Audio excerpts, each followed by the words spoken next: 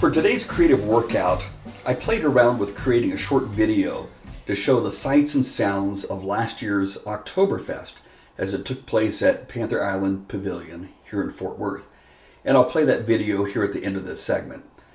But this morning I was driving around, and in fact went to the car wash at Fuel City on 121, reached into my glove box, found this old 7-Eleven hot dog wrapper, kind of cardboard box thing, and drew a sketch of what I would do if I were actually creating a video on assignment for an organization. So in other words, if I were getting paid to actually do a video for this year's Oktoberfest, what would that look like?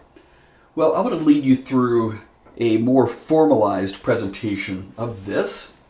So what I've got here is a spreadsheet that represents what I would do if I were going to work through that whole process. So let me pull up the first slide here.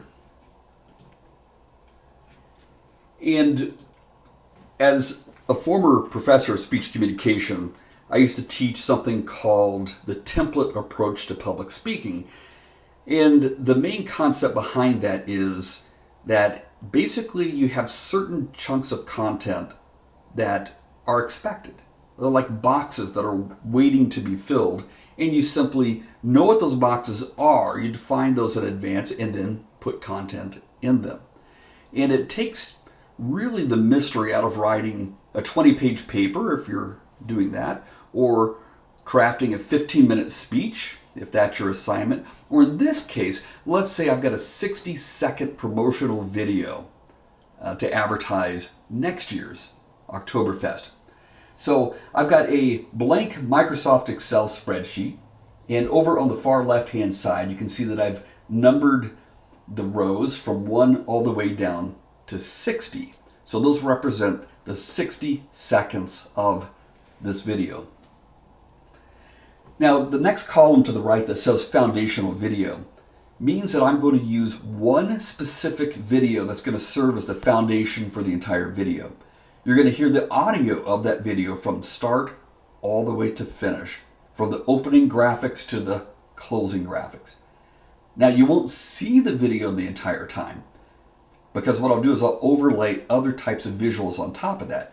But periodically throughout the video, you'll continue to see what's going on in that foundational video.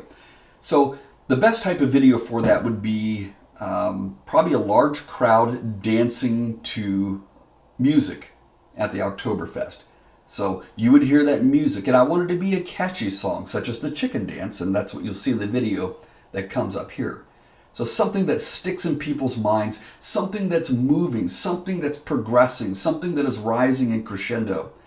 And as much as possible, I also want my images, my visuals, the video clips also to be blossoming, to be blooming, to be reaching a crescendo, to be that kernel before it becomes the popcorn, and you see that emergence.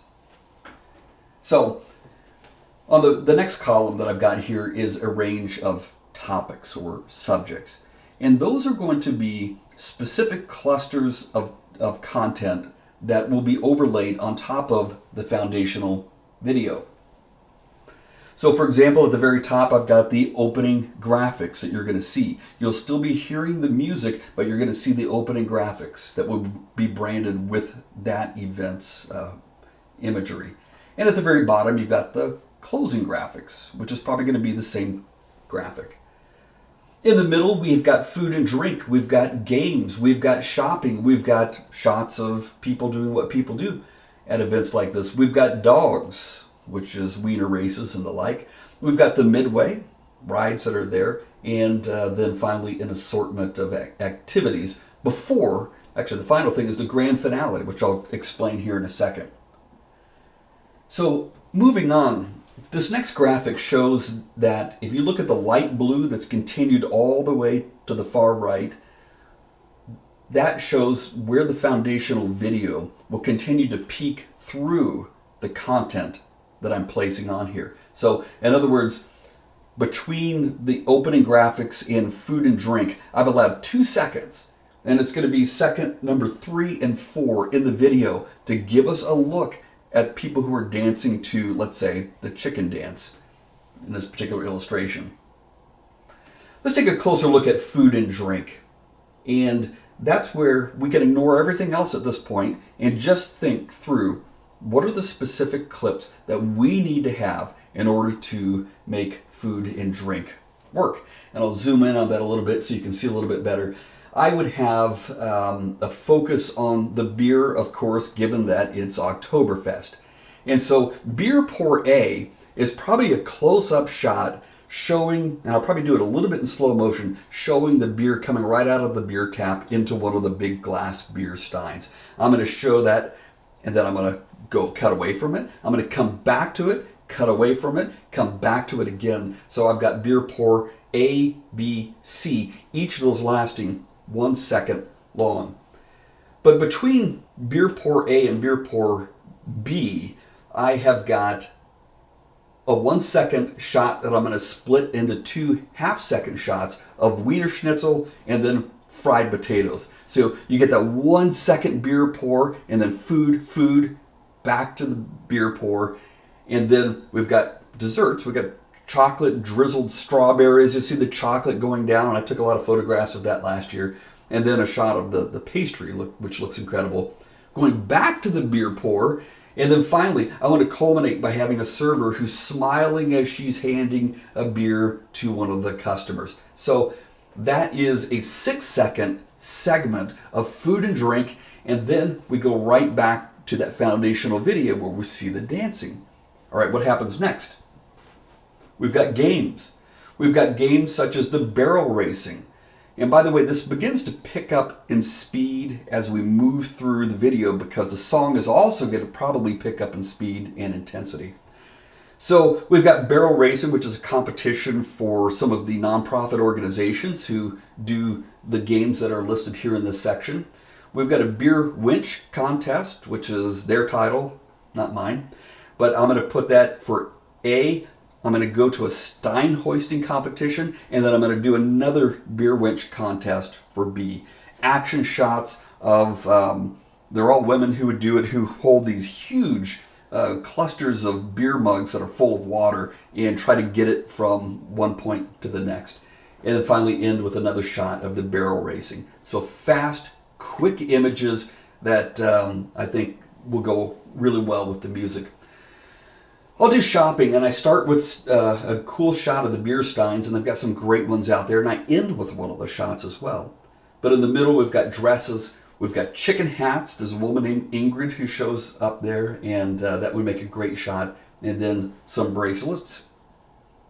We've got people, and I might have a large group of people who are hoisting up the beer steins to the camera. I might have a couple, and then, a couple other group shots in there.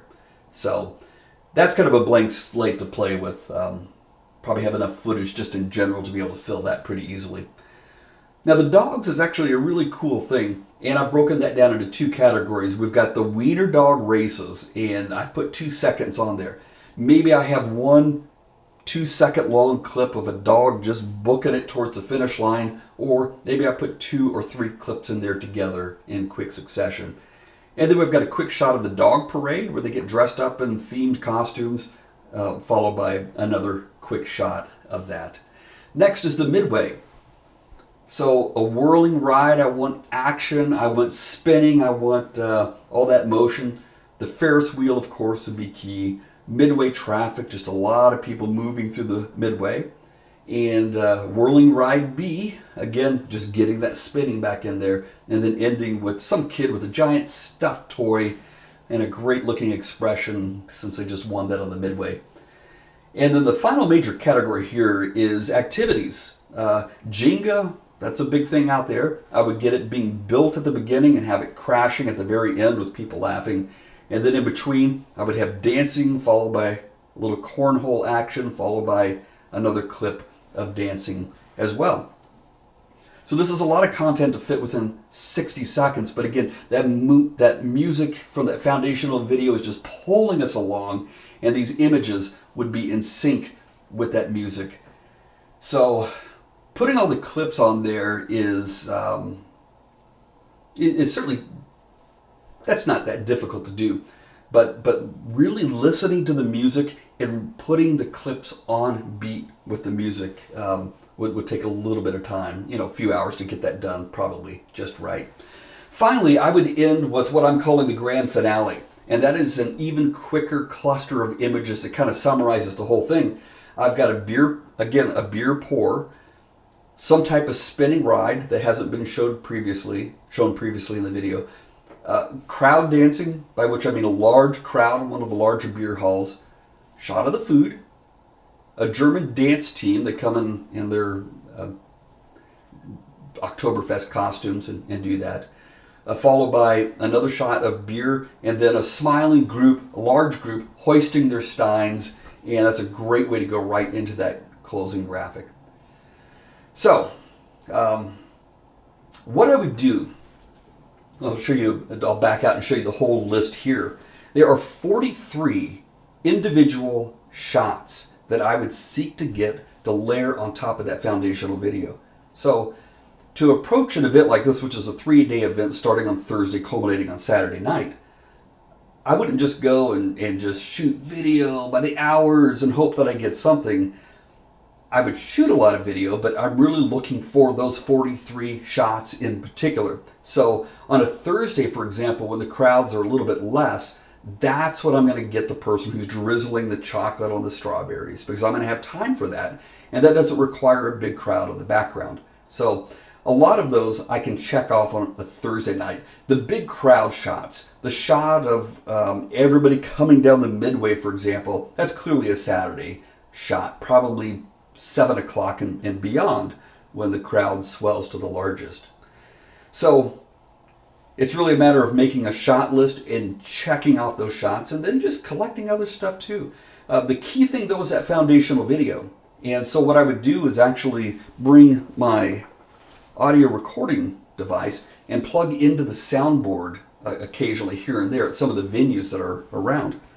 That way I've got nice, clean audio, put my headphones on, make sure the sound isn't spiking, that it's within the range it needs to be, and would have probably 10 potential foundational videos that run at least 60 seconds long, and I would probably be closer to 2 minutes just to be on the safe side. The advantage of making this video 59.5 seconds is that you'd be able to upload it on Instagram and also have exposure there as well, since they limit their videos to a minute or less. So anyway, let me show you a brief clip that I created about last year's Oktoberfest. And the difference here is that I didn't aim to get any of these shots last year. Again, I was chief photographer, so I'm grabbing the photos, but then occasionally I would turn my camera on and grab a little bit of video. If I were actually focused on producing a professional video, I would have used video equipment and different lenses and all that fun stuff. So what I've got here coming up is very informal, but I'm going to show that. And then after that, I'm going to show you a photo slideshow of some of my favorite images from last year. So that's a wrap on today's creative workout. Forward Oktoberfest, just like this. Hey, hey, hey.